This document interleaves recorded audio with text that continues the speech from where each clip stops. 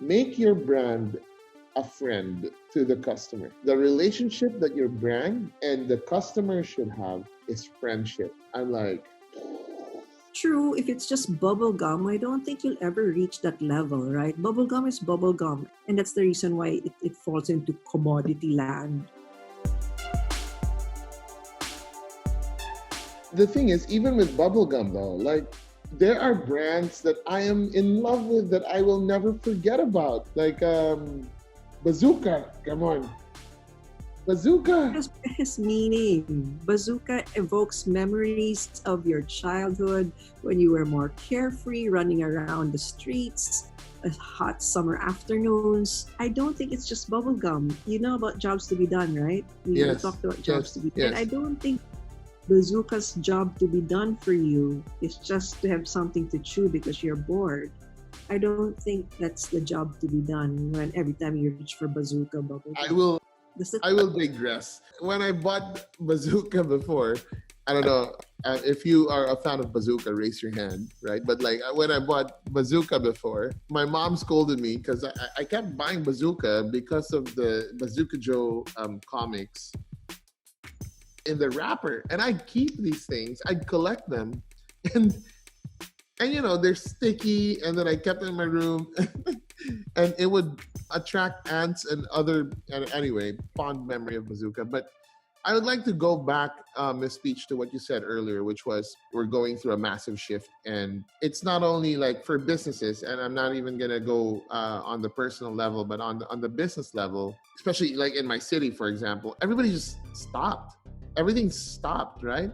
And I'm like, wait a minute, you shouldn't stop, right? Because there's two camps. There's three, but like one camp is I'm just too freaked out. I don't know what to do.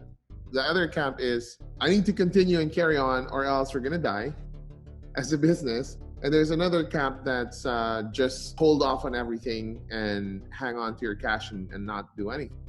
But you said earlier that focus on getting loved rather than selling as a brand. So then that means to me that as far as let's say digital presence or content, you shouldn't stop. You should just shift your focus and your message, but you shouldn't actually stop connecting with your customers. Am I right in saying that? Yes. I think what will change, however, is you're no longer hawking things, but you have to figure out what is it that people need to hear right now. How are people feeling right now?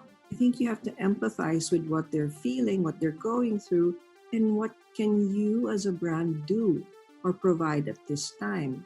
It's not to say buy one, take one or whatever. It's, what can you do? I think the needs, if you read the literature, the articles that are coming out right now, there are so many needs. The need to still be connected, the need to grow, to be reassured. I am very far from my children, so there's anxiety. So do I need to feel more secure? There are so many needs raging right now because this is unprecedented. I think the role of the brand right now is to respond to those needs and to be able to craft content or messages that will, again, ultimately that will make people appreciate you being there, as opposed to say, why are you selling me this stuff right now? Well, on the other end of that spectrum though, because we were talking to one of the brands that we work with, and they're like, oh, we just want it to be relevant. We don't want it to be insensitive. I'm like, I'm all for that. But messaging something that's relevant doesn't mean you keep talking about COVID, because everybody's already inundated with wash your hands, stay at home, and etc.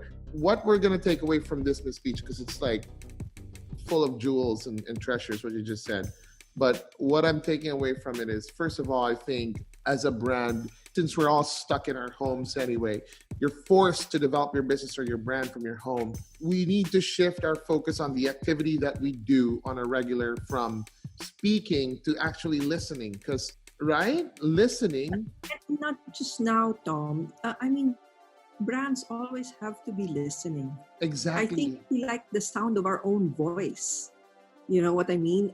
I think we like to see our ads on television, or perhaps we like hearing our own voice when it should focus on what are they saying more than what are we saying. It's hard to imagine that such a basic activity is something that a business has to do, right? Listen. But the thing is, it's hard to listen when you do not have the ability to also empathize, and vice versa. They're kind of chicken and egg, right? Like when you empathize, you listen. When you listen, you have to empathize. You were saying that we need to be finding those needs and paying attention to the needs that's being spoken and unspoken, and speak to that. And it doesn't mean we keep saying reminders on washing the hands and all that. I mean, that's very, very important and it's key. But like as a brand, we need to speak to the needs of our people, of our audience, of our customers.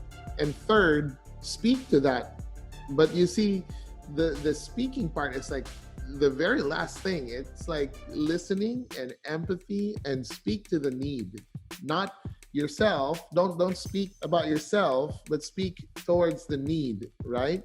And that's a shift, because when you're hawking stuff, when you're like, buy one, take one, oh, take this, buy this, it's about you. It's not about them. Oh my goodness. I'm hoping that people listening to this, watching this right now, are taking notes, because it's amazing. You don't need to go to like a marketing school or anything like that. I think Yes. what's important is you just be a good human being, you know? And that's the And best parting shot ever. Be a good human being. okay, because ultimately that's what it's about. Be more sensitive, empathize, listen, be more responsive. And if I could transpose those characteristics to a brand, I have no doubt in my mind that that brand's going to be loved and that brand is going to be bought. I'm sure, as I am amazed by this, people watching are going to be super pumped and jazzed. But you know why? Because this whole conversation that we had coming from you, really, it prompts action, and the right kind of action. I feel like anyone listening or watching this would have like a light bulb moment and go like, that's what I've been missing, and that's what I should do right now. Woo! By the way, everybody watching, Miss Peachy is not someone who just woke up one morning and read a book and said, oh, this is what I'm going to talk about. She's been doing this for 25 years. If that's not believable enough for you, well, go and experiment. As I always say, everything that we talk about on this show, validate it by your own experiment, your own experience, because all of these things anyway, the dogma, the doctrine, and the whatever, the principles, etc., you will have to stress test them yourselves. So whatever you took away from this, I'm hoping that you can bring to your business and execute. Just try.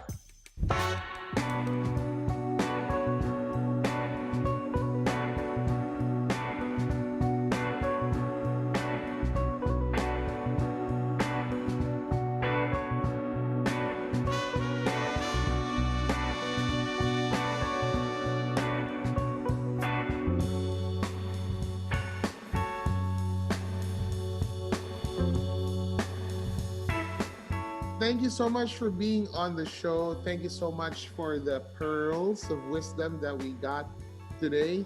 And if you enjoyed this, let us know. Hit us up with a comment, smash the like button, hit subscribe, click the bell if you have other questions or if you want to invite her on your show. Thank you so much for watching, and we will see you on the next 10 minutes on brand awareness. Peace. Bye. You know the title of the podcast, right? Or the vidcast? Brand awareness sucks. Oh my god. I can't believe I'm doing this.